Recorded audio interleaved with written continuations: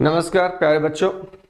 आज हम लोग साइंस का टेस्ट नंबर 5 का डिस्कशन स्टार्ट करने जा रहे हैं।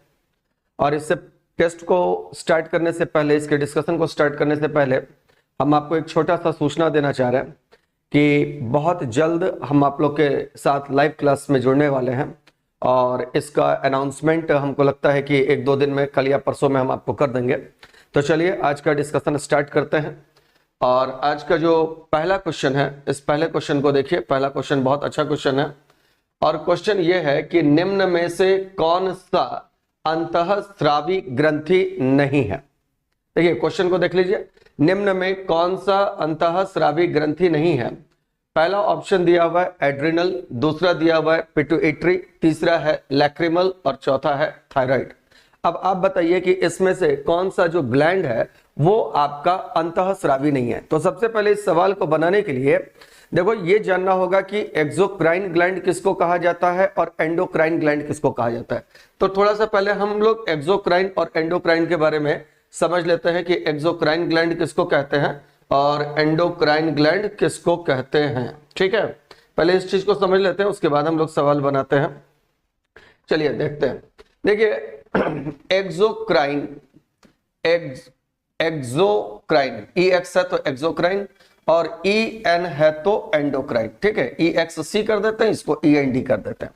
तो ऊपर में जो हम लिख रहे हैं वो एक्सोक्राइन ग्लैंड के बारे में लिख रहे हैं। देखो ध्यान से सुनना, क्योंकि क्वेश्चन बहुत इंपॉर्टेंट है। आप सिर्फ क्वेश्चन का आंसर रट लेने से काम नहीं चलेगा, वहां अगर इससे रिलेटेड और भी क्वेश्चन पूछ दिया तो फिर वो भी आपसे बनना चाहिए। तो अंतर क्या है बेसिकली दोनों में देखिएगा।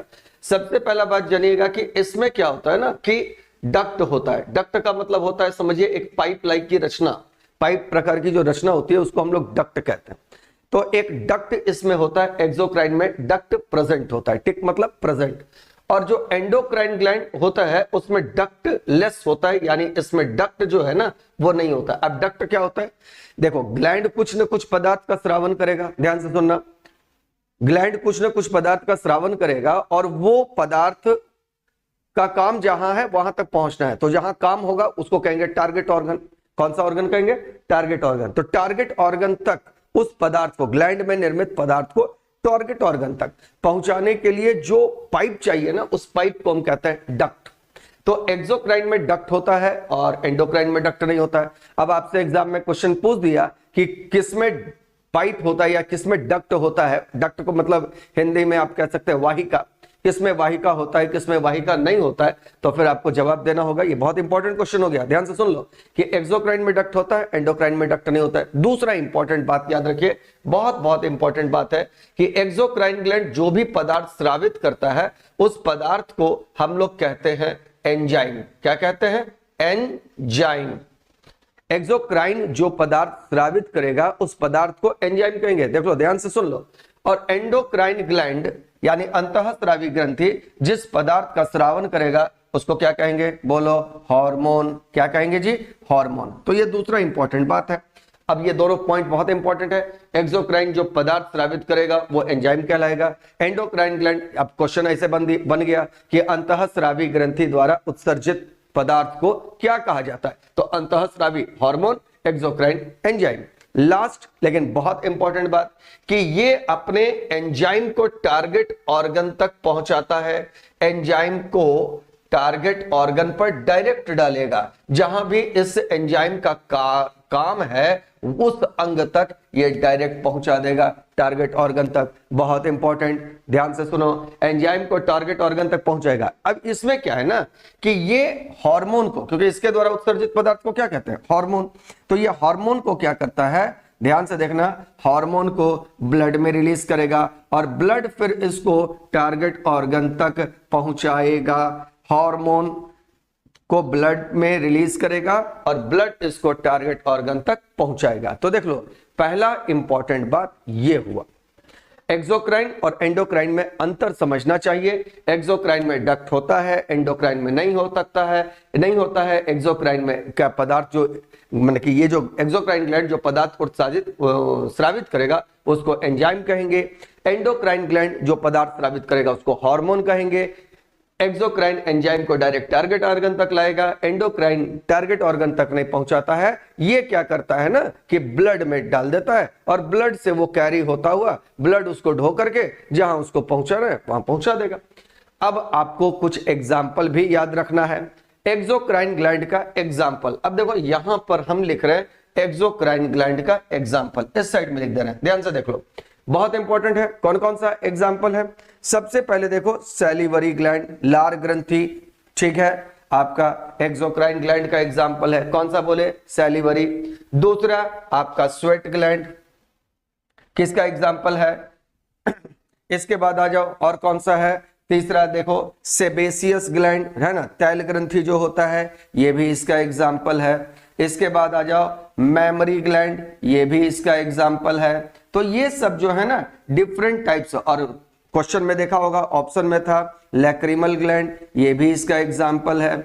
इसके बाद और भी याद कर लो लैक्रिमल ग्लैंड के बाद एक प्रोस्टेट ग्लैंड होता है, ये भी इसका एग्जाम्पल है। तो ये सब जो है ना गैस्ट्रिक ग्लैंड, ये भी इसका एग्जाम्पल है। तो ये सब डिफरेंट टाइप्स, देखो एक्सोक्राइन ग्लैंड्स का एग्जाम्पल याद रख लो, ये सब एक्सोक्राइन ग्लैंड है। और इस सब में तो सैलिवरी बहुत इंपॉर्टेंट है, sweat, sebaceous, memory, lacrimal, prostate, gastric, ये सब एक्सोक्राइन ग्लैंड के एग्जाम्पल हो गए। एंडोक्राइन ग्लैंड का एग्जाम्पल में देख लो थायराइड ग्लैंड है, एड्रिनल ग्लैंड है, पिट्यूटरी ग्लैंड है। तो ये सब जो ग्लैंड्स हैं ये सब एंडोक्राइनल ग्लैंड का एग्जाम्पल है। बोलो बात क्लियर हो गया? अब यहां पर क्वेश्चन आ जाइए। तो यहां पर क्वेश्चन क्या था हम लोग का? क्वेश्चन ध्यान से देखिए, क्वेश्चन था हम लोग का कि निम्न में कौन सा अंतःस्रावी ग्रंथि नहीं है? देखो एड्रिनल, पिट्यूटरी और थायराइड ये तीनों एंडोक्राइन है, लेकिन पूछ रहा है नहीं है, मतलब बाह्य स्रावी पूछा। तो आंसर कौन सा हो जाएगा? देख लो आंसर कौन सा हो जाएगा?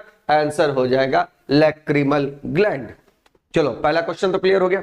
हाँ देखो एक दो बात और बता देते हैं, फिर जब क्वेश्चन आ ही गया है इस टाइप का तो एक और क्वेश्चन को हम लोग देख लेते हैं, कुछ और बातों को। इसको आप चाहे तो नोट डाउन कर ले। देखिए जब डिस्कशन करने बैठिए ना तो ऐसा कीजिए आप कि जब आप डिस्कशन करने बैठिए तो उस समय क्या करना है ना कि आपको कॉपी लेकर के बैठना है, ताकि जो महत्वपूर्ण बातें जो हम आपको बता रहे हैं उसको आप अच्छे से नोट डाउन कर सकिए। ध्यान से सुनिएगा, क्योंकि ये जितना बात बता रहे एक क्वेश्चन से हम बहुत सारा क्वेश्चन आपको करवाएंगे।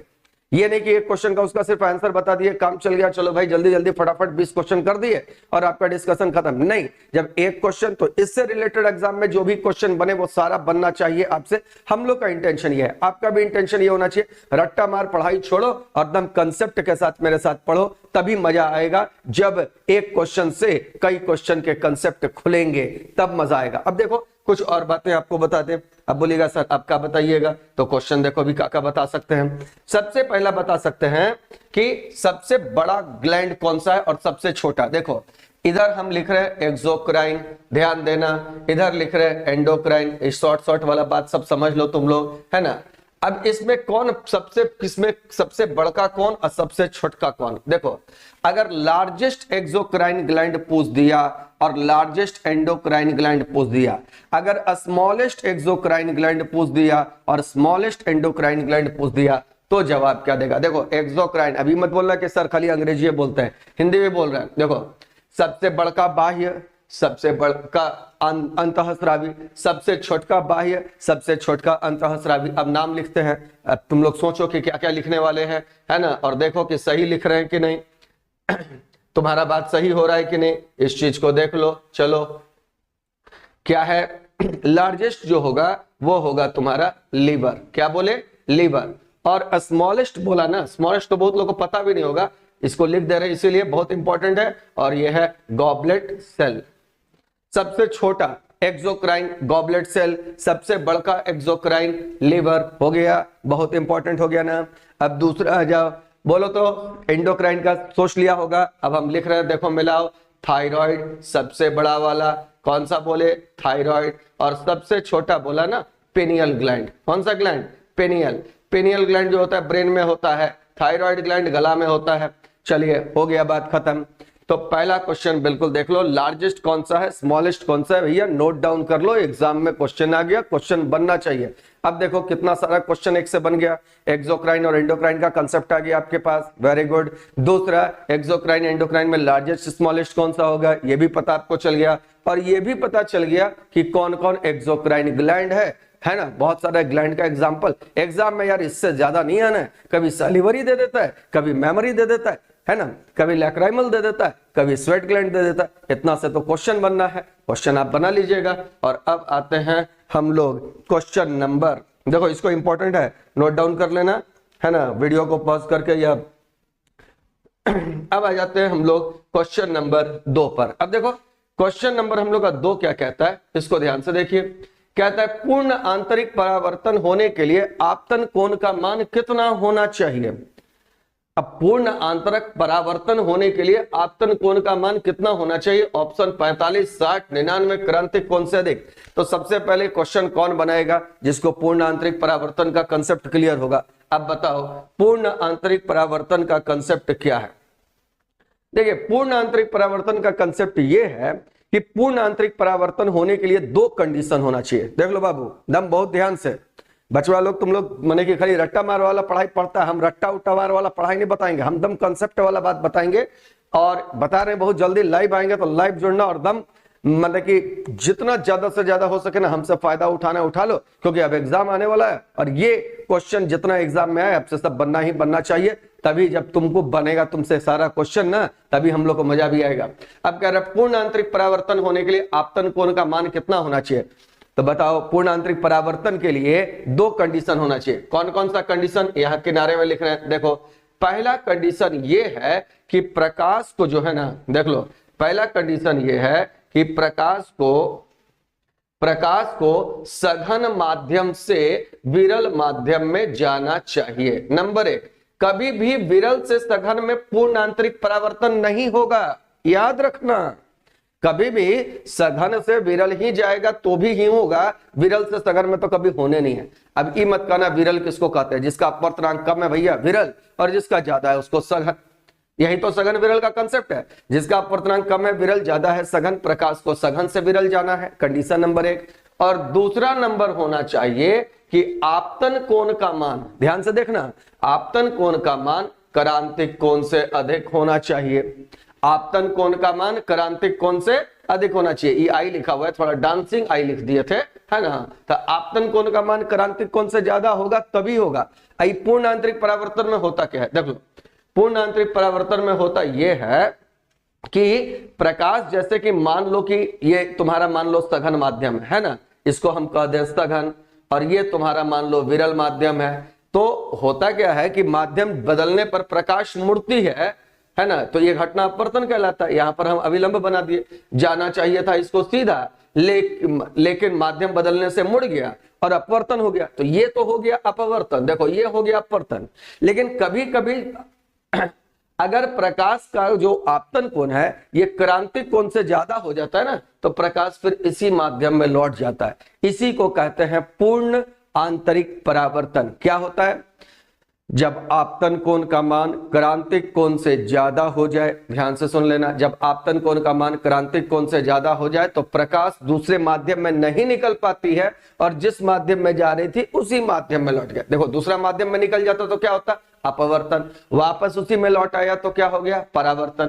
और ये वैल्यू तो कोई नहीं निकाल सकता है, कब तक, जब तक कि आपको माध्यम का अपवर्तनांक न दिया हो, माध्यम का अपवर्तनांक नहीं दिया हो। इसीलिए यहां पर डायरेक्ट आंसर होगा जाएगा कि क्रांतिक कोण से अधिक, क्योंकि ये तो कंडीशन है। हाँ, एक और बात जो बहुत जरूरी है याद रखना, अगर क्वेश्चन में पूछ दिया मान लो सबसे ज्यादा अपवर्तनांक किसका होता है, तो हीरा का। और याद रखना जिसका अपवर्तनांक सबसे ज्यादा है ना, उसी का क्रांतिक कोण सबसे कम होगा। जिस माध्यम का अपवर्तनांक सबसे ज्यादा होगा उसका क्रांतिक कोण का मान सबसे कम होगा। और चलिए आंसर हो गया क्रांतिक कोण से अधिक, गड़बड़ाना मत। चलो नेक्स्ट आ जाओ। अगला जो हम लोग का क्वेश्चन है वो क्वेश्चन भी देख लेते हैं। क्वेश्चन नंबर आ जाइए 3, है ना। क्वेश्चन नंबर 3 क्या कहता है बालक, देखो तो, ये सब जो है ना कहीं तुमको जनरली सही एक्सप्लेनेशन नहीं मिलेगा, और मिलेगा भी तो तुमको लगेगा कि अधूरा अधूरा टाइप का एक्सप्लेनेशन है, और फिर उसे नया क्वेश्चन बनाना जाओगे तो नहीं बनेगा। नया क्वेश्चन कैसे बनेगा, इसी टाइप का और भी क्वेश्चन आएगा तो कैसे बनेगा, इसके लिए तुमको ये डिस्कशन बहुत ध्यान से देखना होगा। और क्वेश्चन नंबर 3 को तो बहुत ध्यान से देखो, क्योंकि एक बार ये कंसेप्ट बना लो और उसके बाद इस पर आधारित कितना भी सवाल हो ना, कैसा भी सवाल हो, देखो बाल भी कटा लिए हैं, तो कैसा भी सवाल होगा तो बना लेगा। अब देखो ये क्वेश्चन क्या है कि सोडियम कार्बोनेट है, कैसा लवण। अब देखो कोई ऑप्शन में दुर्बल दिया, अम्लीय, भास्मिक, उदासीन, प्रबल अम्लीय।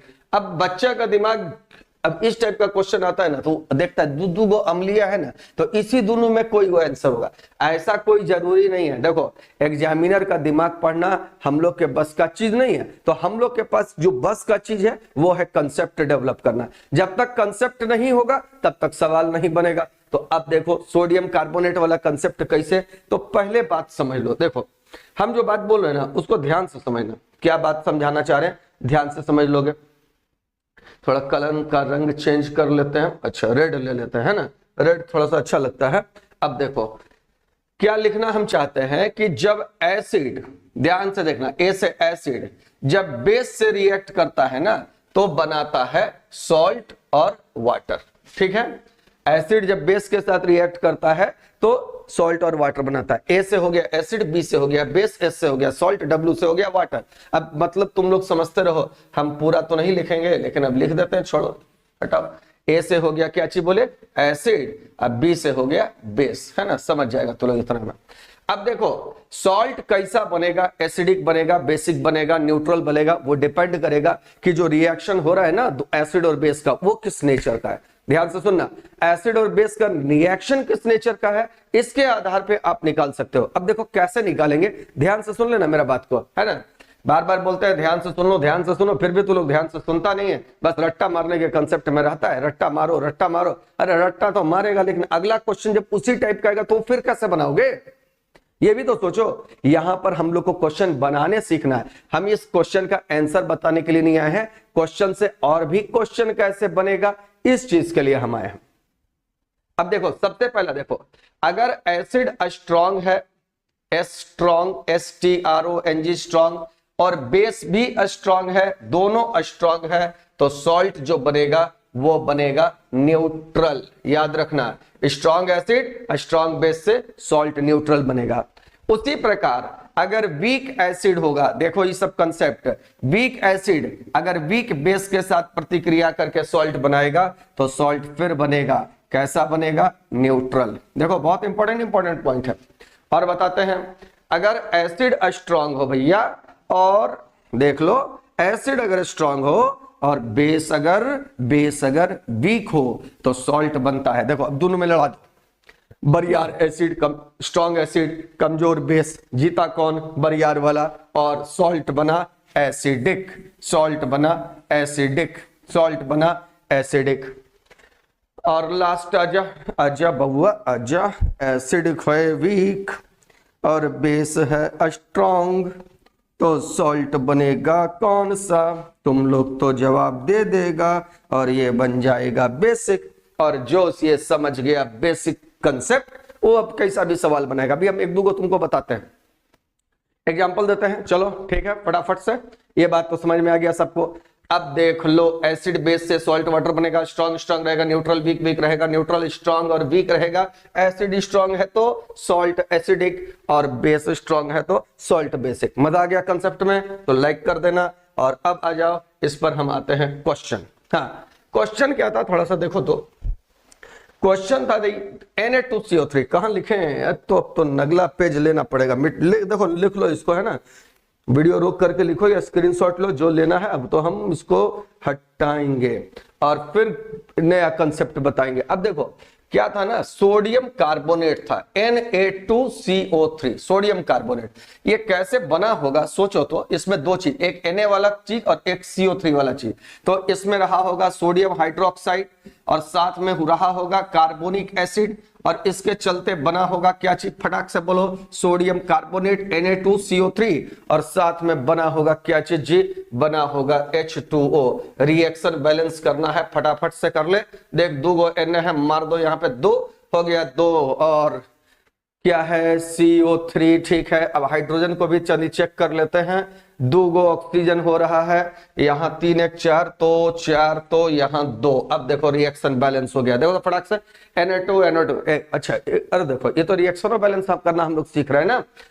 रिएक्शन कैसे बैलेंस करना सीखेंगे, इधर जितना रिएक्टेंट के साइड मतलब अभिकारक के तरफ जितने परमाणु की संख्या अलग अलग तत्व का है, उत्पाद के तरफ जितना अलग अलग तत्व का है परमाणु संख्या, दोनों तरफ परमाणुओं की संख्या समान होगी, रिएक्शन हो जाएगा बैलेंस। क्या हो जाएगा, रिएक्शन बैलेंस। अब देखो 2 sodium 2 sodium, 1 carbon 1 carbon, oxygen तो सबसे पहले देख ले 3 2 5, यहां भी 3 2 5, हाइड्रोजन 2 2 4, हाइड्रोजन 2 2 4। अच्छा एक बात बता, ये एल्केली है, एल्केली ध्यान दे देखना, ये एल्केली है ना, ये एल्केली है यानी बेस है और ये एसिड है। अब बताओ तो इसमें स्ट्रांग कौन है, तुमको पता है ना कि जो क्षारीय धातु होते हैं उनके जो बेस होते हैं वो स्ट्रांग होते हैं, एल्कली मेटल्स का जो बेसिस होता है वो स्ट्रांग होता है। तो देखो ये यार तुम्हारा स्ट्रांग है, ये क्या है तुम्हारा स्ट्रांग, और ये तुम्हारा क्या है, ये तुम्हारा वीक है, ध्यान देना। तो ये अब देखो ये बेस है ना, ये स्ट्रांग बेस हुआ, देखो ये स्ट्रांग बेस हुआ और ये वीक हो गया एसिड। जब स्ट्रांग बेस और वीक एसिड लड़ा तो जीतेगा कौन, जीतेगा कौन भैया, जीतेगा बेस, और ये सॉल्ट हो जाएगा क्योंकि बेस स्ट्रांग है, ये हो गया तुम्हारा बेसिक सॉल्ट। आंसर हो गया। अब आंसर क्या, क्वेश्चन क्या था देखो तो, क्वेश्चन क्या था, क्वेश्चन था कि सोडियम कार्बोनेट है, देखो ऑप्शन में क्या है, ऑप्शन में है भास्मिक लवण, और ये हो गया तुम्हारा, ये हो गया तुम्हारा भास्मिक लवण। आंसर आंसर हो गया ऑप्शन नंबर बी। लेकिन अब मान लो अब एक और क्वेश्चन हम पूछते हैं, ठीक है, तुम लोग से एक और क्वेश्चन हम पूछते हैं। क्या क्वेश्चन पूछते हैं, देखो अब पहले इसको मिटाते हैं तब ना क्वेश्चन पूछेंगे। अब क्वेश्चन क्या पूछ रहे हैं ध्यान से देखना, कि अगर तुमसे पूछ दिया कि बताओ, अब तुम लोग बताएगा कि कॉपर सल्फेट एसिडिक है कि बेसिक है, ये क्वेश्चन पूछ दिया कोई तुमसे कि कॉपर सल्फेट एसिडिक है कि बेसिक है, तो इसका जवाब कैसे देखो। अब देखो इसमें 2 चीज रहा होगा, एक रहा होगा कॉपर हाइड्रोक्साइड CuOH2 और एक रहा होगा, इतना तो दिमाग जरूर तू लोग का काम करता है, और SO4, इसका मतलब एक रहा होगा सल्फ्यूरिक एसिड H2SO4 है ना, H2SO4। ये तो सब जानता है कि सल्फ्यूरिक एसिड स्ट्रांग होता है, ये क्या होता है जी स्ट्रांग, तो एसिड हो गया यहाँ स्ट्रांग है ना, स्ट्रांग हो गया एसिड, और ये हो गया तुम्हारा क्या चीज, ये हो गया तुम्हारा वीक बेस। क्या जी, ये हो गया वीक बेस। जब ये स्ट्रांग एसिड है ये वीक बेस है, तो आंसर इसका हो जाएगा, इसका आंसर हो जाएगा, इसका आंसर हो जाएगा। तुम लोग तो सोच ही लिया होगा कि सर अब तो हम लोग बनाइए लेंगे, आंसर हो गया एसिडिक सॉल्ट। चल और क्वेश्चन पूछते हैं, और पूछें, चलो पूछते हैं, चिंता नहीं कर, क्वेश्चन तो तू ही लोग बनाएगा।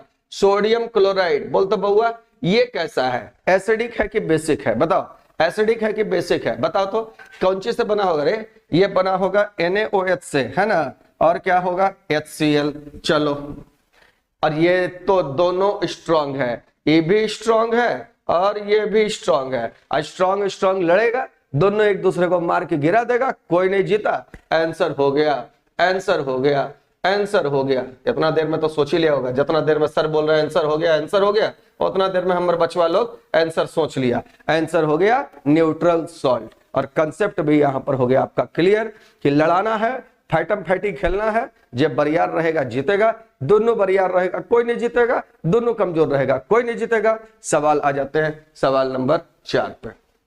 चलो आते हैं हम लोग सवाल नंबर 4 नंबर सवाल क्या कहता है, देख लो, निम्न में क्या जाइलम में नहीं पाया जाता है, निम्न में क्या जाइलम में नहीं पाया जाता है, बताओ तो जाइलम में क्या है। अब ये बनाएगा कौन, जो ये जानेगा ना कि जाइलम में क्या क्या पाया जाता है और फ्लोएम में क्या क्या पाया जाता है। देखो जितना चीज यहाँ दिया हुआ है ना, ये सब आपके संवहन उत्तक के बारे में दिया हुआ है। सबसे पहले देखो 2 बात बताते हैं, है ना, क्वेश्चन तो देख लिया क्या जाइलम में नहीं पाया जाता है। अब आंसर अगर बोलेगा कि सर डायरेक्ट आंसर है बता दीजिए, तो ले भैया आंसर बता देते हैं। आंसर रटना है तो जाइलम ट्यूब, सीव ट्यूब हो गया, चालनी कोशिका, या चालनी नली का, आंसर हो गया।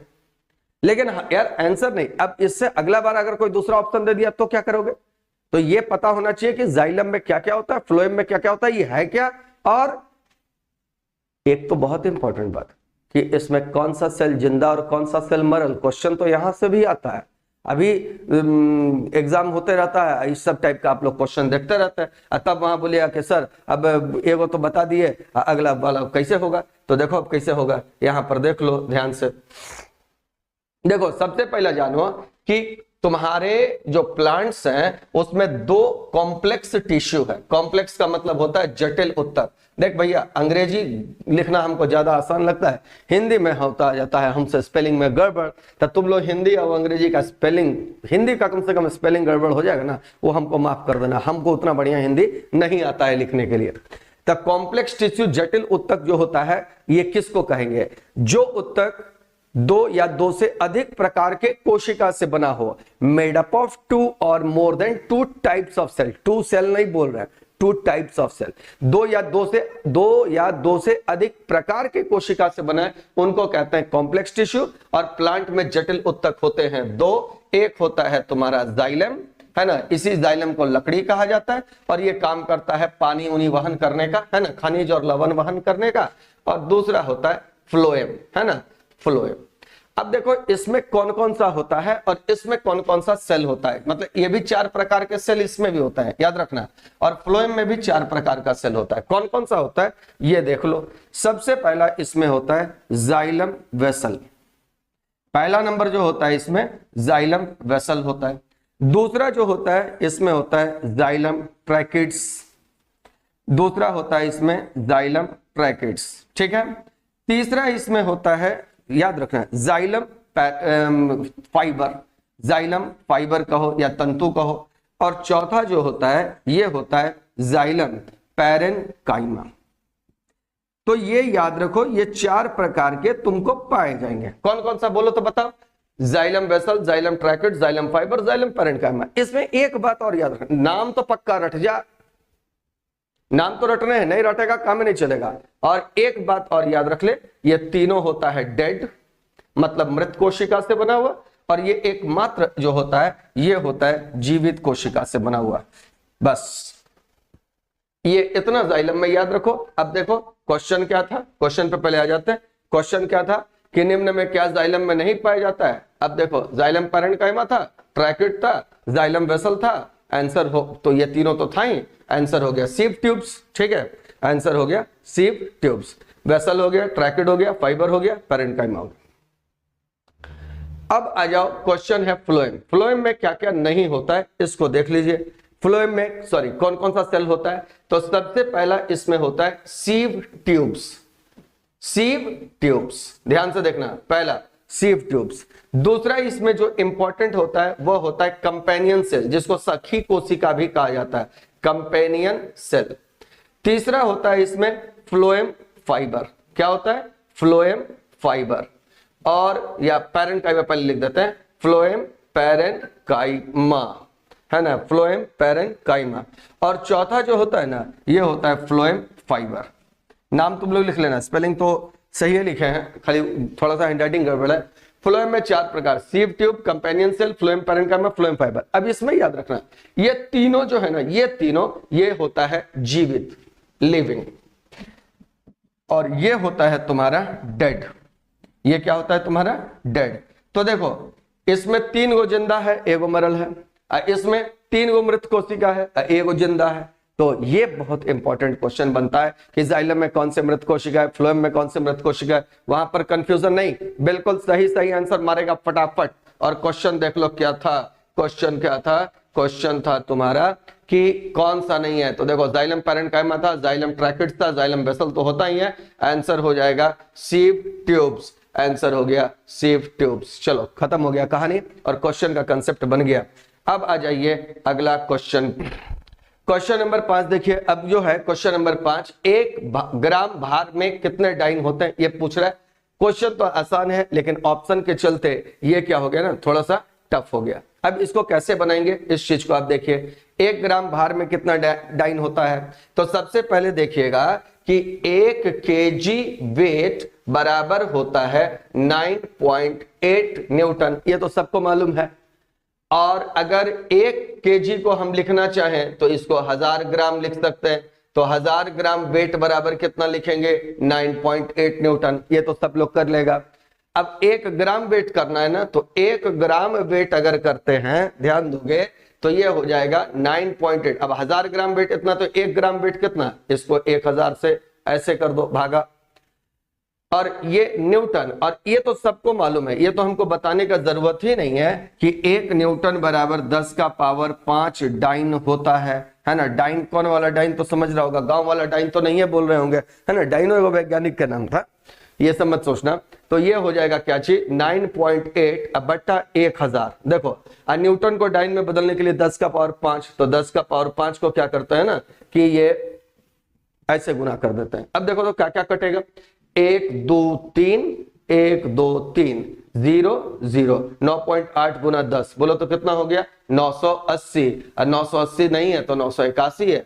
आंसर हो गया ऑप्शन नंबर सी। देख लो, जहां दिक्कत हो वहां बोलो, कमेंट जरूर करना है जहां दिक्कत होता है। 1 केजी वेट 9.8 न्यूटन, 1 केजी को 1000 ग्राम वेट बराबर 9.8 न्यूटन।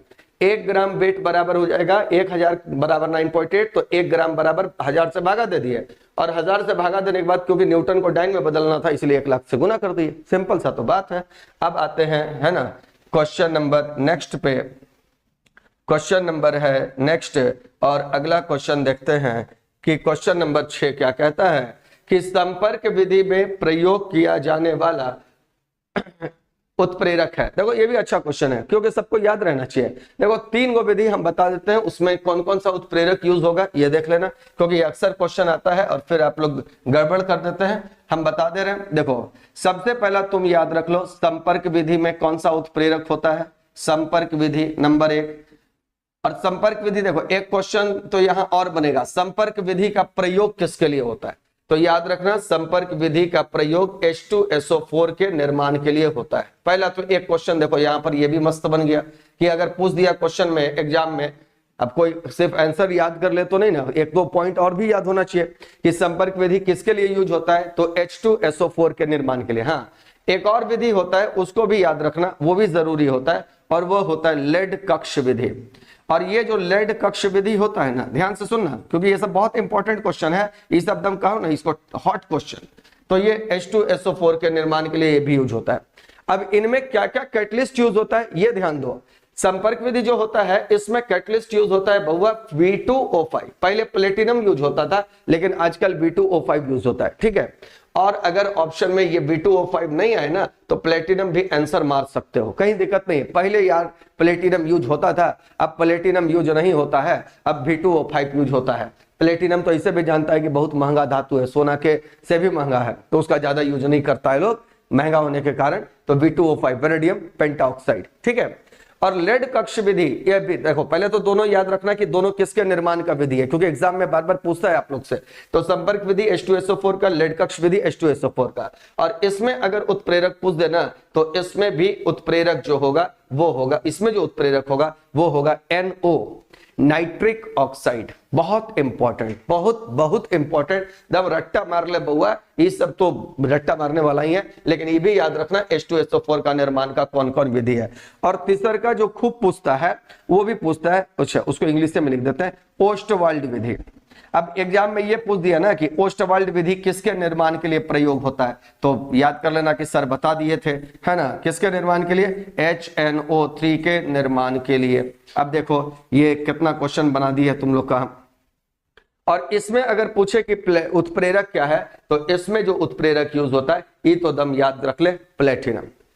तो देखो कितना क्वेश्चन। अब हैबर विधि में किसका यूज होता है, इस आप लोग को मालूम है, हैबर विधि वाला हमने बताते हैं। बोल दो तो कौन सा, मॉलिब्डेनम मिश्रित लोहा। कौन सा बोलो, मॉलिब्डेनम मिश्रित लोहा। दम ये सब बिल्कुल याद रहना चाहिए, बिल्कुल भूलना नहीं है। और अगर मेरा डिस्कशन पसंद आ रहा है तो फिर लाइक भी करना है, शेयर भी करना है। और पूछ रहा है क्वेश्चन संपर्क विधि में प्रयोग किया जाने वाला उत्प्रेरक, और आंसर भी बताना है, और अच्छा से एग्जाम का तैयारी आप लोग को करना है, क्योंकि इस बार रिजल्ट आप ही का होना है। चलिए नेक्स्ट आ जाइए, क्वेश्चन नंबर आ जाओ 6 के बाद क्वेश्चन नंबर 7। क्वेश्चन नंबर 7 देखते हैं।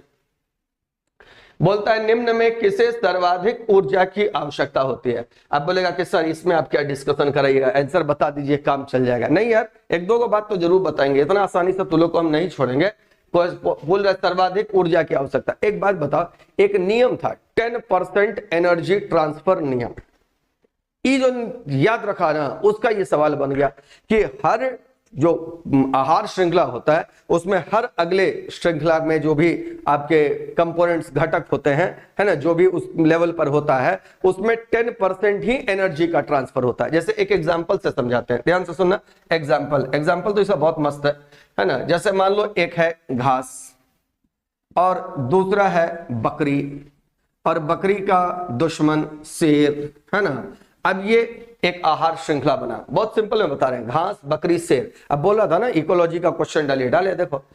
अब बनाओ निम्न में किसमें सर्वाधिक ऊर्जा की आवश्यकता है। अब देखो एक लिंडमैन, एक वैज्ञानिक था, नाम देख लेना लिंडमैन, बहुत इंपॉर्टेंट नाम है लिंडमैन, LINDEMAN, लिंडमैन। ये एक नियम दिया था, इस नियम को कहते हैं 10% एनर्जी ट्रांसफर रूल, 10% ऊर्जा स्थानांतरण नियम, 10% एनर्जी ट्रांसफर रूल। और बोला था कि आहार श्रृंखला में एक से दूसरे में केवल 10% ऊर्जा ही ट्रांसफर होगा। इसका मतलब क्या हुआ कि अगर शेर के पास सपोज कर लो कि कुछ 10 जूल एनर्जी है, मान लो ऐसा, तो इससे नीचे वाला जो लेवल था, यानी इससे पहले वाला लेवल, उसमें तो 10 गुना ज्यादा रहा होगा, तो ये कितना 100 जूल, और घास में उससे 10 गुना ज्यादा तो 1000 जूल। अब यहां से शुरू करो, घास में एनर्जी सबसे ज्यादा 1000, अगला जो आहार श्रृंखला में सदस्य था उसको 10% जाएगा तो बकरी में 100, अब बकरी का 10% शेर में, तो बताओ कि सबसे ज्यादा एनर्जी किसमें हुआ, घास में, और घास क्या होता है, प्राथमिक उत्पादक। आंसर हो गया। पूछा क्वेश्चन क्या कि निम्न में किसे सर्वाधिक ऊर्जा की आवश्यकता है, ये तो क्लियर हो गया कि सर्वाधिक ऊर्जा चाहिए उत्पादक को, क्या कि उत्पादक के पास जितना एनर्जी आएगा उतना ही अगला का 10% पे जाएगा आहार श्रृंखला का, और उसके बाद उसमें जो अगला आएगा उसमें 10%, उसमें जो अगला आएगा उसका 10%। तो ये होता है सर्वाधिक ऊर्जा की आवश्यकता प्राथमिक उत्पादक में। देखो एक बात बताते हैं कि आहार श्रृंखला में जो डिफरेंट उसके कंपोनेंट्स या घटक होते हैं, या डिफरेंट जो उसका स्टेज होता है, उसको हम लोग पिरामिड से दिखाते हैं। किससे? पिरामिड से। किससे? पिरामिड। पिरामिड तो सब लोग समझता होगा ना, इस सब तरह का रचना को हम लोग पिरामिड कहते हैं। इसमें सबसे नीचे एक श्रृंखला में एक सदस्य को दिखाए, उससे ऊपर में दूसरा को, उससे ऊपर में तीसरा को। जैसे इसमें दिखाना है ना, तो घास दिखाएंगे सबसे नीचे, उसके ऊपर वाला में दिखाएंगे किसको? बकरी को, उससे ऊपर वाला में किसको दिखाएंगे? शेर को। ऐसे पिरामिड में दिखाते हैं आहार श्रृंखला के डिफरेंट सदस्यों को। ठीक है, जैसे होता है ना, प्राथमिक उत्पादक होता है, उसके बाद तुम्हारा, उसके बाद उपभोक्ता होता है, तो उसमें प्राथमिक उपभोक्ता, द्वितीयक उपभोक्ता, ऐसे बढ़ते चल जाता है। इसमें एक बड़ा जबरदस्त क्वेश्चन बनता है, वो तुम नोट डाउन कर लो, बहुत इंपॉर्टेंट है, बहुत इंपॉर्टेंट। क्या है जी? कि पूछता है कि कौन सा, मैंने कहेंगे इकोसिस्टम में, कौन सा इकोसिस्टम मतलब परितंत्र, हाँ, परितंत्र में कौन सा पिरामिड कभी उल्टा नहीं होता है? वेरी इंपॉर्टेंट क्वेश्चन, दम जम कर लाइक ठोको। ये क्वेश्चन का आंसर दो कि पिरामिड में कौन सा, माने परितंत्र में कौन सा पिरामिड कभी उल्टा नहीं हो सकता है? पिरामिड में कौन सा, परितंत्र में कौन सा पिरामिड कभी उल्टा नहीं हो सकता है? आंसर देना, याद रखना दम, ऊर्जा का पिरामिड कभी उल्टा नहीं होता है। पिरामिड ऑफ एनर्जी, 3 गो तो पिरामिड होता है, pyramid of biomass, pyramid of number और पिरामिड ऑफ एनर्जी। तो देखो, पिरामिड ऑफ नंबर और पिरामिड ऑफ बायोमास सीधा भी हो सकता है, उल्टा भी हो सकता है। ऐसा भी हो सकता है कि नीचे वाला ही सदस्य का संख्या कम हो और ऊपर वाला सदस्य का संख्या ज्यादा हो। जैसे तालाब में क्या होता है ना, प्रोड्यूसर जो होता है वो सबसे कम होता है, अब मछली उछली जो उपभोक्ता होता है वो सबसे ज्यादा होता है। तो पिरामिड ऑफ नंबर पॉन्ड में, पॉन्ड मतलब तालाब में, पिरामिड ऑफ नंबर तालाब में उल्टा होता है। लेकिन पिरामिड ऑफ एनर्जी एक ऐसा पिरामिड है जो कभी उल्टा नहीं होता है। और ये आंसर, चलो ये देखो, ये वाला याद कर लेना, बहुत इंपॉर्टेंट क्वेश्चन है कि कौन सा पिरामिड कभी परितंत्र में उल्टा नहीं हो सकता है? ऊर्जा का पिरामिड। चलो बात खत्म।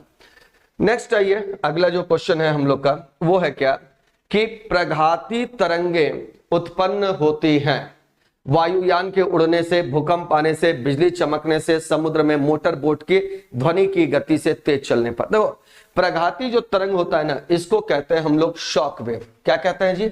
इसको कहते हैं शॉक वेव। और ये शॉक वेव अंग्रेजी में इसको कहा जाता है ना, प्रघाती तरंग का इंग्लिश में। याद रखना ये जो होता है ना, पहला बात याद रखना, उच्च दाब वाला, यही तो सबसे इंपॉर्टेंट है, उच्च दाब वाला शंकु आकार का तरंग है, तो इसको कहेंगे शंक्वाकार तरंग। ये बहुत इंपॉर्टेंट बात है। पूछेगा कि प्रघाती तरंग का शेप कैसा होता है, तो बोलना शंक्वाकार। अब प्रेशर इसका क्या होता है, तो very high pressure. Shock wave उच्च दाब का प्रघाती तरंग है, और ये बनता कब है, जब वायुयान का मैक्स संख्या 1 से ज्यादा होता है। बहुत इंपॉर्टेंट है, जब वायुयान के उड़ने से सिर्फ नहीं, वायुयान तब जब उड़े और उसकी चाल ध्वनि के चाल से ज्यादा होता है, तो मैक्स संख्या 1 से अधिक होता है, और वायुयान की चाल पराध्वनिक कहलाती है।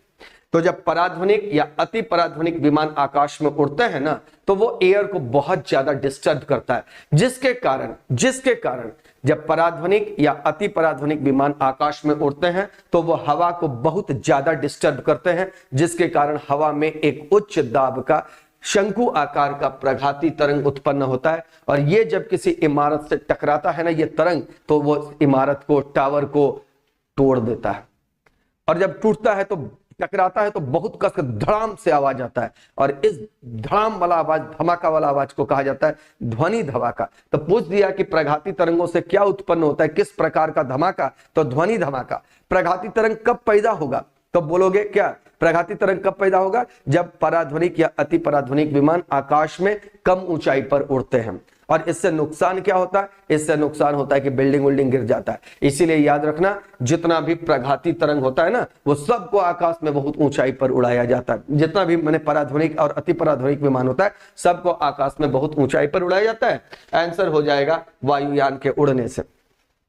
अब क्या पूछा कि भूकंप आने से कौन सा तरंग होगा, है ना, तो याद रखना भूकंप आने से जो तरंग उत्पन्न होता है, इसको कहते हैं इंफ्रासोनिक।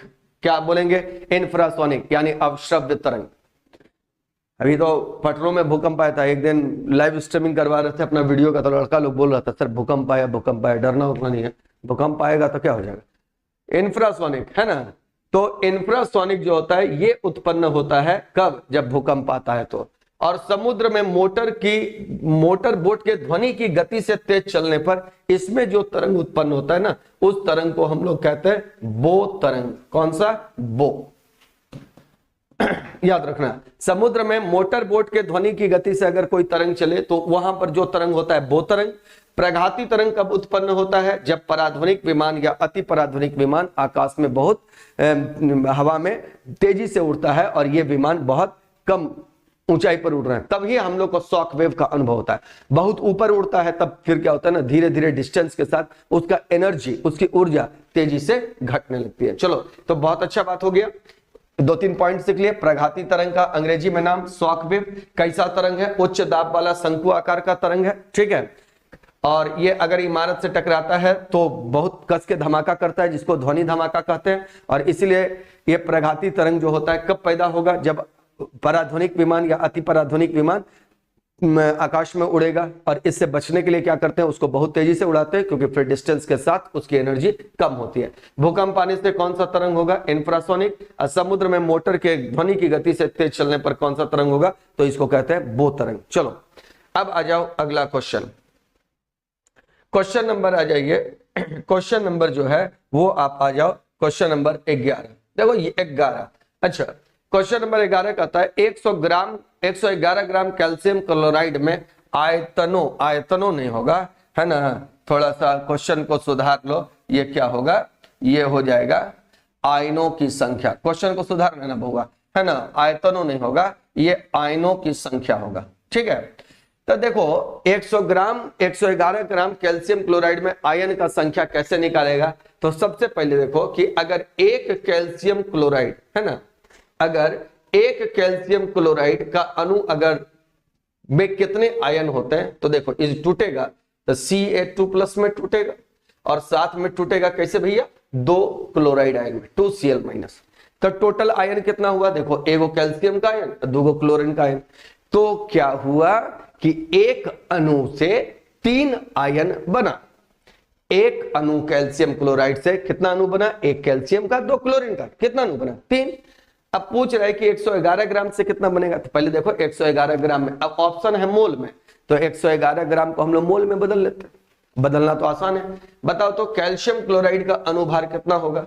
कैल्शियम क्लोराइड का अगर अनुभार देखो तो देखो कैल्शियम का 40, इतना तो याद ही रखना पड़ेगा, और क्लोरीन का 2 गुने 35.5, 71, 71 और 40 बोलो कितने हो गए? 111। 2 गुना 35.5 हो गया 111, 71 और 40 111, यहां पर 111 ग्राम भी है, तो नंबर ऑफ मोल निकाल लो। देख लो नंबर ऑफ मोल, तो नंबर ऑफ मोल के लिए पिछला क्लास में भी वीडियो में बताए थे कैसे, मात्रा ग्राम में कितना दिया हुआ है? 111, अब बटा अनुभार कितना है? 111, तो 111 बाई 111 कितना हो गया जी? है ना, थोड़ा सा यहां पर 111 बाई 111 कितना हो गया? ये हो गया 1।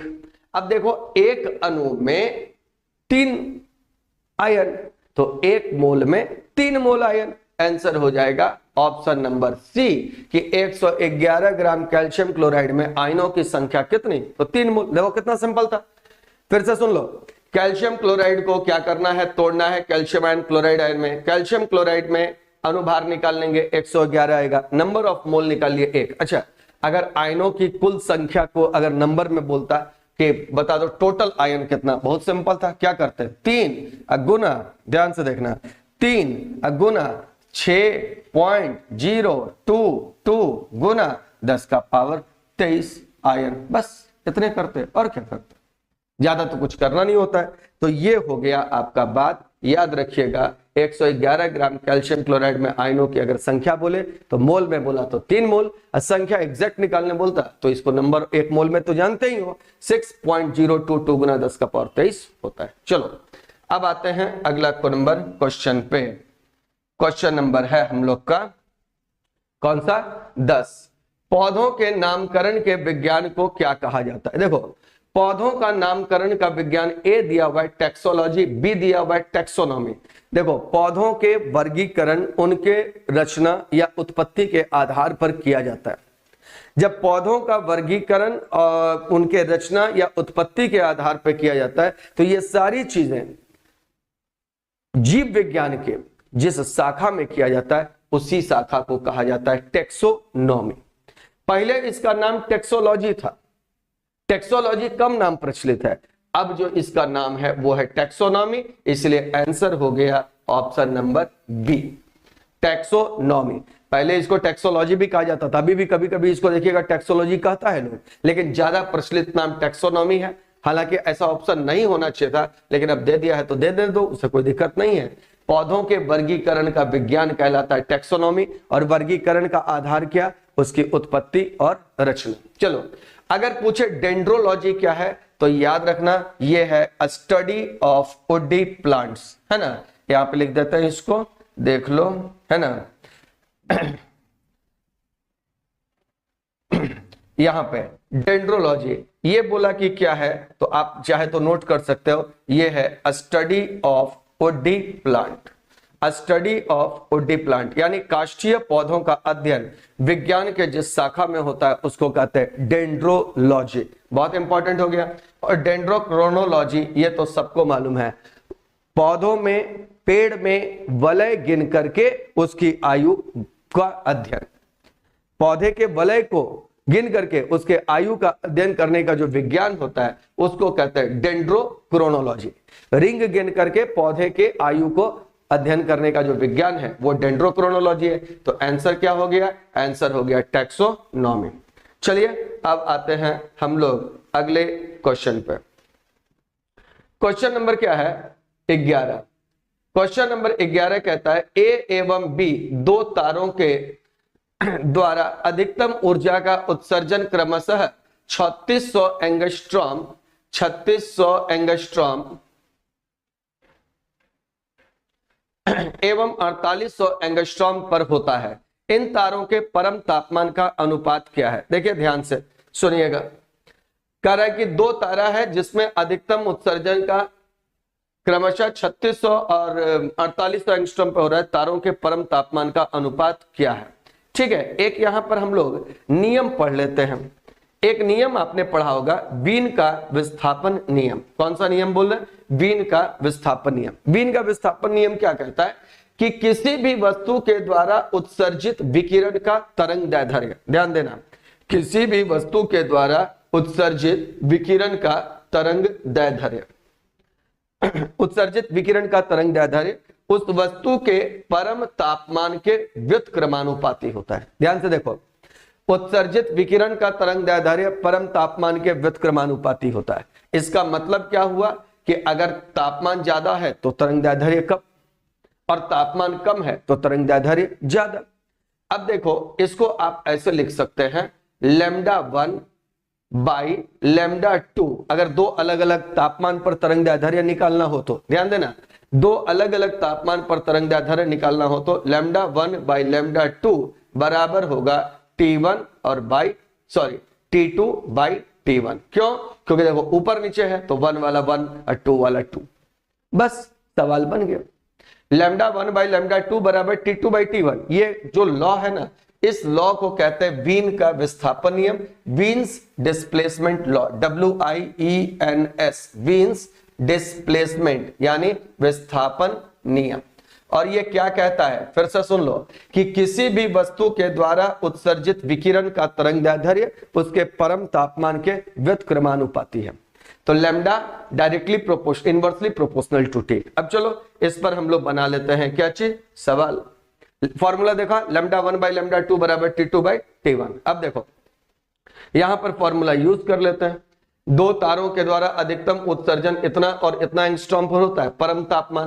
तो फॉर्मूला था λ1 बाई λ2, है ना, बराबर हो जाएगा T1 by T2 by T1। Put कर दो 3600, अब बट्टा क्या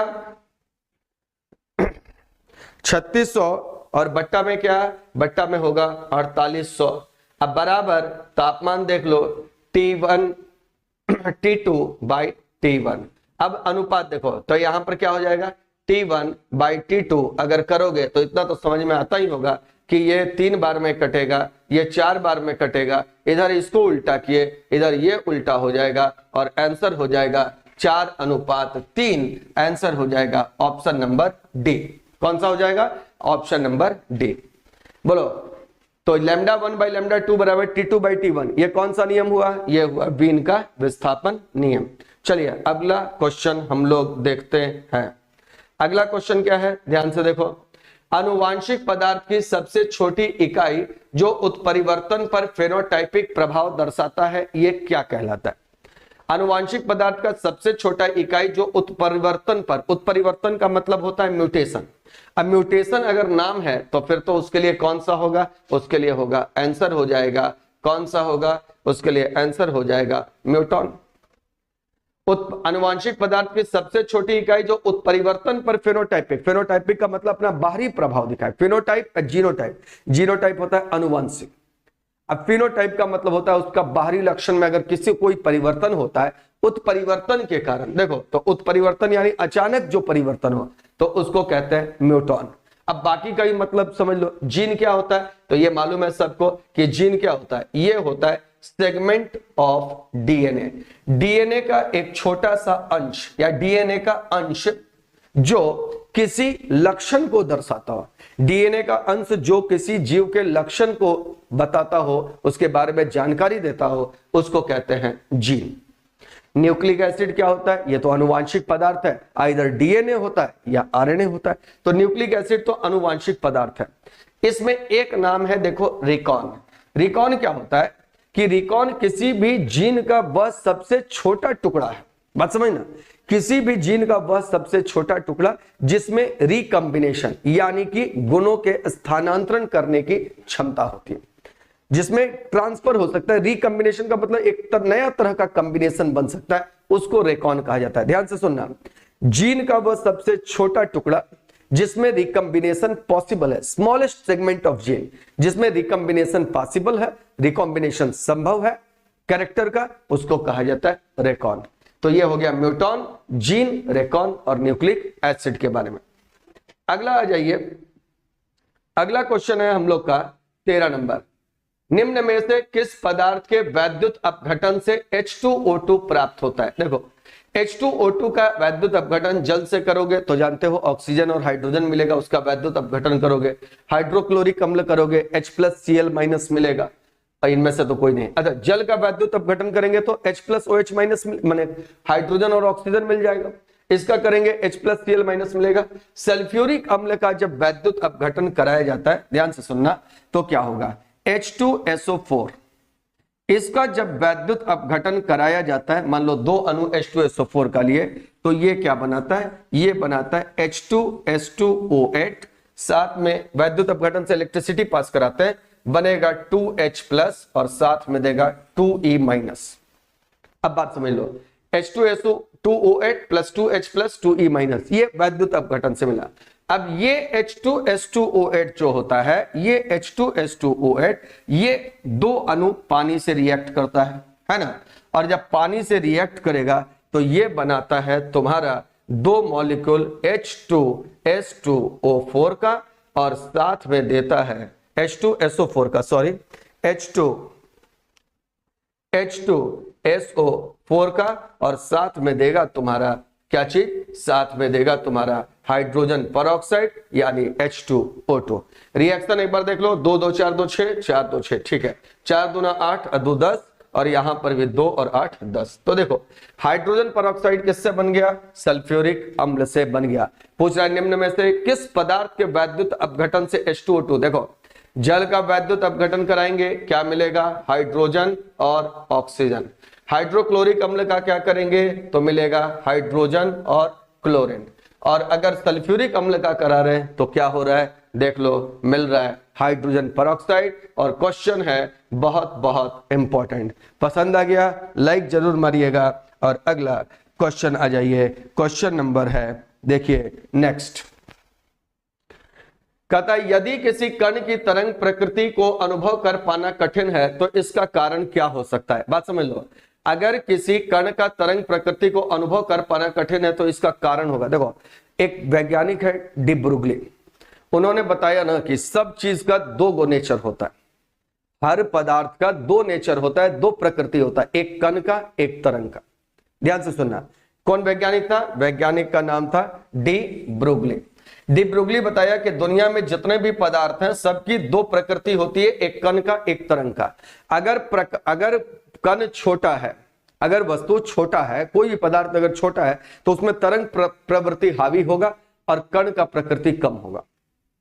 और अगर कोई वस्तु बड़े आकार का है तो उसमें कण वाला प्रकृति ज्यादा होगा। याद रखना, साइज पे डिपेंड करेगा।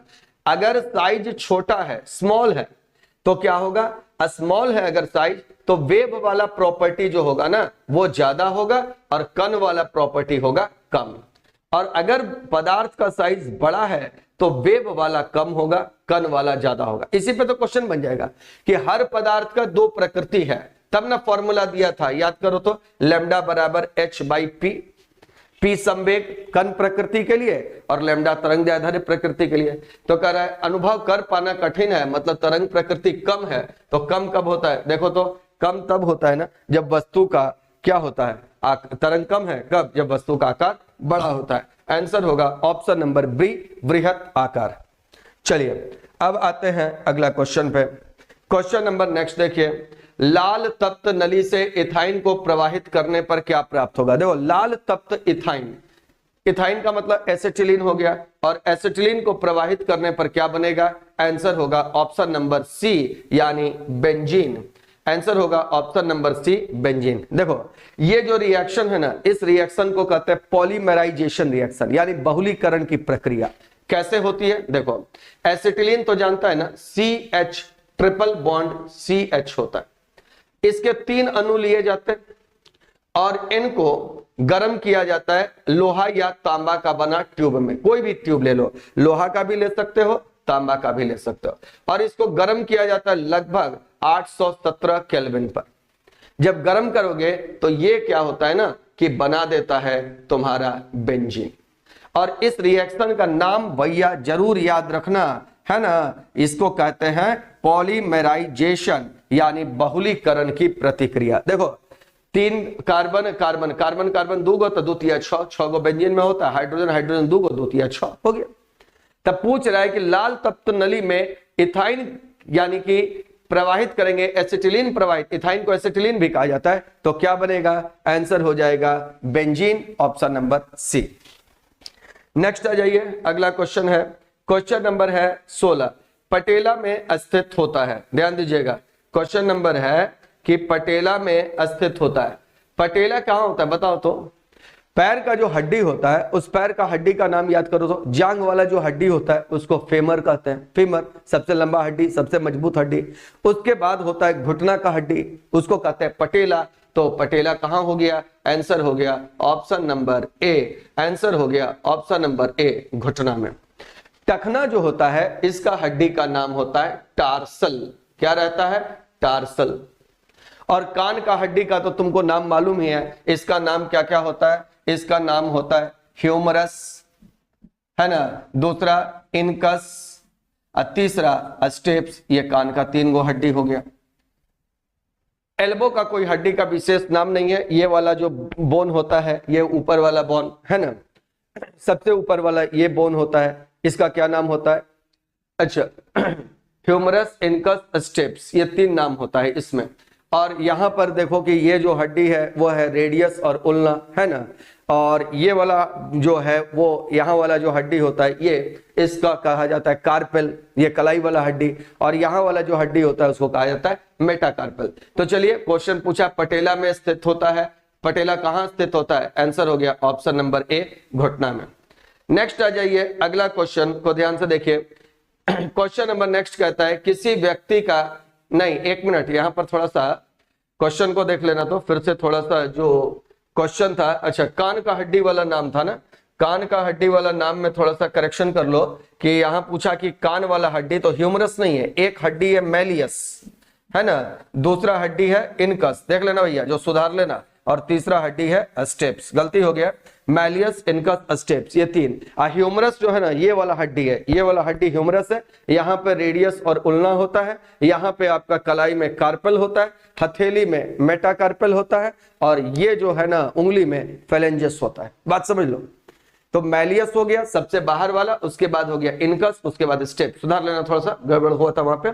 चलिए, आप लोग सुधार लिए होंगे, समझदार बच्चे हैं आप लोग। अब आ जाइए अगला क्वेश्चन। क्वेश्चन क्या है कि क्वेश्चन नंबर है आपका, देखना, क्वेश्चन नंबर है आपका 17, किसी व्यक्ति का भार पृथ्वी तक किसी अन्य ग्रह पर क्रमशः 150 न्यूटन और 25 न्यूटन है।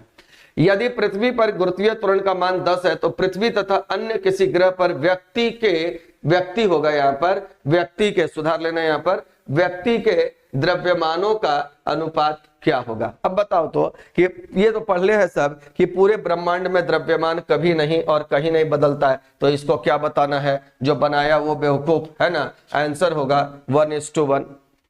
सिंपल है।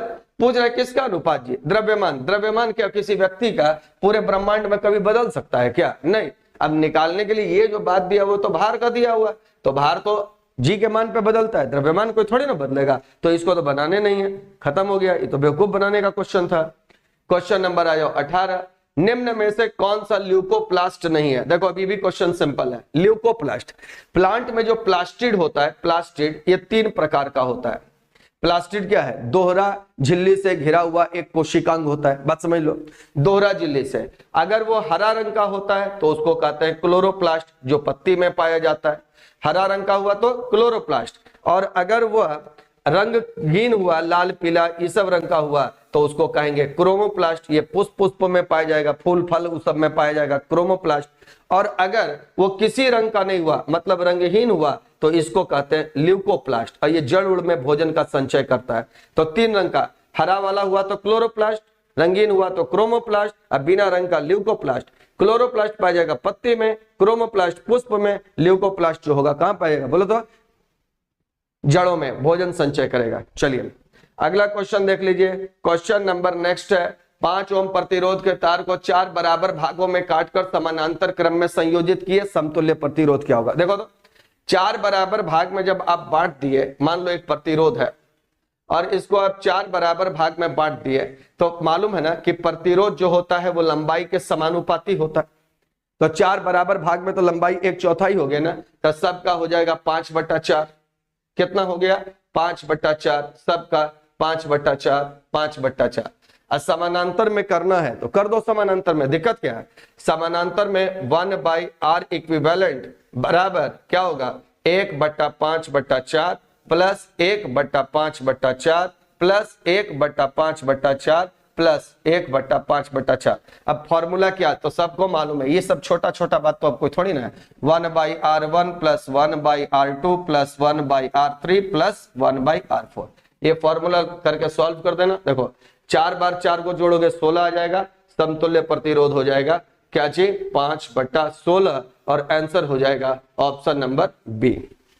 लास्ट आ जाओ, मानव द्वारा निर्मित प्रथम मिश्र धातु कौन है? मानव द्वारा निर्मित प्रथम मिश्र धातु, अच्छा पहले बताओ, मानव द्वारा प्रयोग पहला धातु कौन सा था? तांबा। और पहला मिश्र धातु है कांसा, और कांसा मिश्रण किसका किसका है? सबको मालूम है, कॉपर और टिन का। किसका किसका है? कॉपर और टिन का। तो चलिए फिर मिलते हैं अगले सेट में, तब तक के लिए गुड नाइट सब लोगों को, ठीक है।